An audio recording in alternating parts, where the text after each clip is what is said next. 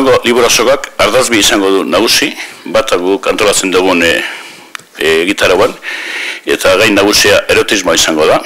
Bertan, Sarri Etzaldia, Josemi Karrerak eskiniko du, ipuin konferentzi epel bat dino emango duela, baita zuren arbolaen izenburupean.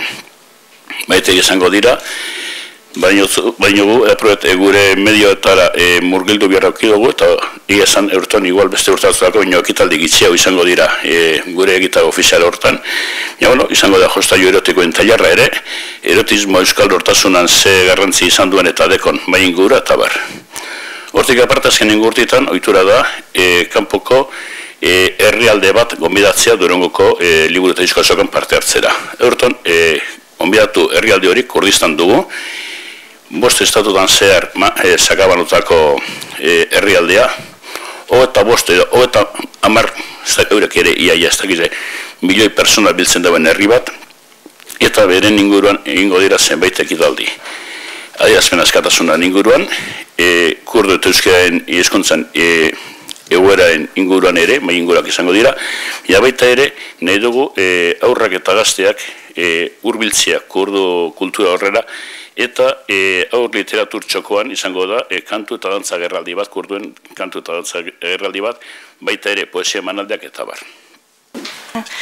Onik eta gustora hemen nago. Egunon guztioi. Ate joka dugu bai, 85. Durangoko Euskal Liburu eta Disko Azoka.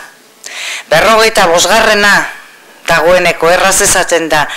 Gogoratu nahi ginen torren, orain zenbat urte etorri oten nintzen lehenengo aldiz azoka honetara, eta izan ditut gora berak denok bezala noski, baina oraindik hau da, azoka bioz bihotzean ez ezik hanketan ere, sentitzen dugun horietako bat, hanketan diot zenbat eta zenbat ordu zutik pasatzen ditugun kontuan izan da.